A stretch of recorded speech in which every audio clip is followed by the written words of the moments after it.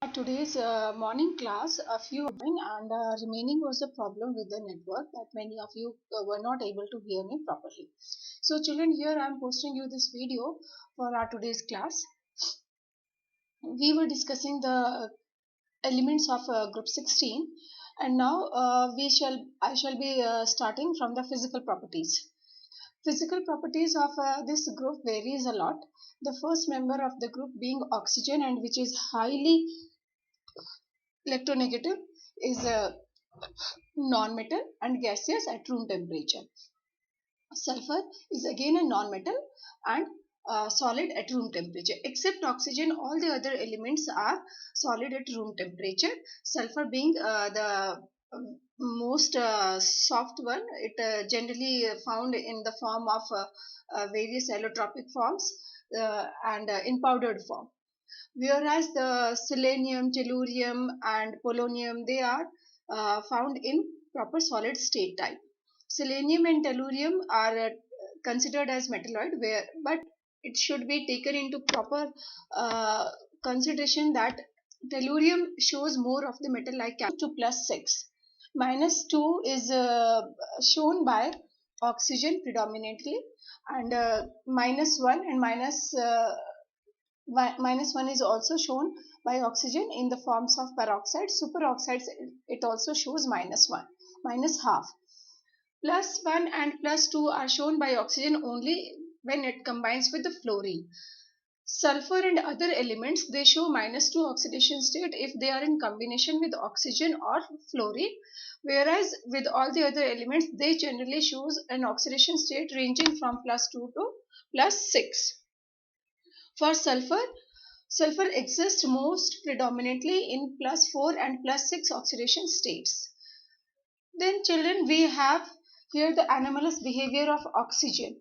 We know that the oxygen, it is first element of its group, and every first element of the group behaves anomalous.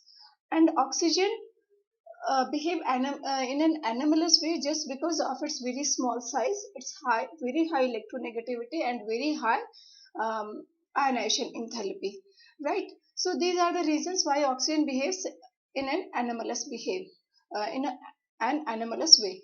Why oxygen? What are the anomalous behaviors of oxygen? That again is the second question. Number one, all the other elements are solid in state, whereas oxygen exists as in diatomic gaseous form. Number two, oxygen is able to form double bond with self, whereas the other elements, except your, of course, sulfur, they are not able to form the double bonds with self. And then oxygen, as compared to other elements, is most reactive, and it is able to combine with all the elements of the periodic table, including the members of its own group. Now children, and one the very most important anomalous behavior of oxygen is that it is able to enter into the hydrogen bonding, and this is the main reason why hydrogen oxide, means a hydride of oxygen, is liquid in state, whereas hydrides of other elements are not so. H2S is gas in nature. Why? Because water have hydrogen bonding due to highly electronegative nature of oxygen, whereas it is absent in H2S. Then children, reactivity with hydrogen, all these elements react with hydrogen uh, with the general formula H2E, where E is the element of group 16, and the acidic behavior of these hydrides increase down the group on account of uh, increasing bond length and therefore decrease in bond dissociation energy. Next comes children, next come the reactivity with oxygen. All these elements burn in oxygen to form oxides of the formula EO2 and EO3. In the oxide of general formula EO2, the element of 16th group is in plus 4 oxidation state, and in EO3 the element of 16th group is in plus 6 oxidation state. Now these elements also form a varieties of halides ranging from EX6 to EX2. Keep in mind children, all the oxidation states shown by group 16 elements are all even numbers except for hydrogen. Sorry, your oxygen.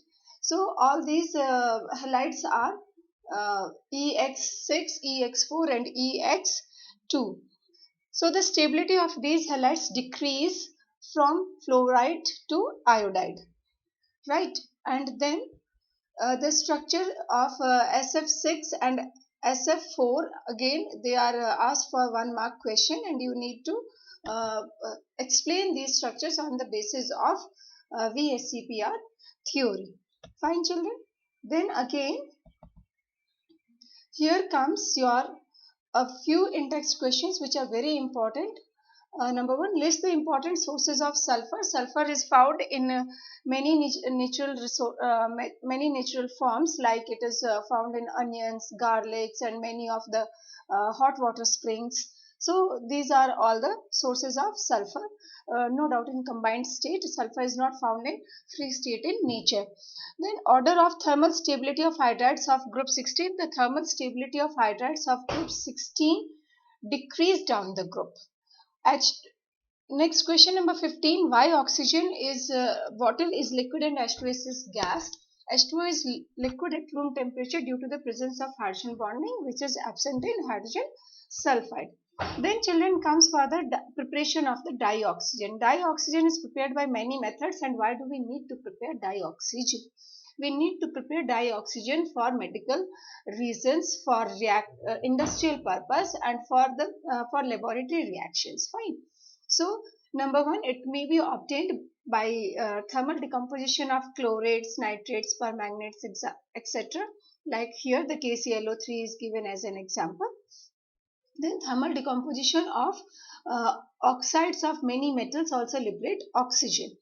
Then hydrogen peroxide is the best source and the safest source for production of oxygen. Now these oxygens are filled up into the cylinders and they are exported for the industrial and other purposes. A few properties of the oxygen. Oxygen is a colorless and odorless gas, and yes, it's soluble in water and supports fire very much. You cannot expect fire without oxygen. So, and it is in nature found in two isotopic forms, oxygen 16 and oxygen 18, most prominent one. Oxygen 17 is found in relatively lesser amount. And one more thing, oxygen is also found in two allotropic forms in nature, oxygen O2 diatomic and O3 ozone triatomic. Fine children. And uh, as far as the chemical properties of oxygen goes, oxygen reacts with almost every element of the periodic table, and most of the substances metals burn directly in presence of oxygen, like calcium, aluminium, phosphorus, carbon, zinc, and magnesium ribbon you must have seen in your lower classes. Otherwise, oxides of metals can be formed by displacement reactions, as in the case of zinc sulfide and methane. And also the oxygen amount of oxygen may be increased in sulfur dioxide, which we will be studying once again in context process, that SO2 can be converted into SO3 in presence of vanadium pentoxide as a catalyst and oxygen in supply. Then HCl, your very well known hydrochloric acid, if it is reacted with oxygen in presence of copper chloride, we happen to get uh, uh, elemental chlorine along with water. So this is all for today's class, children. Thank you and enjoy yourself.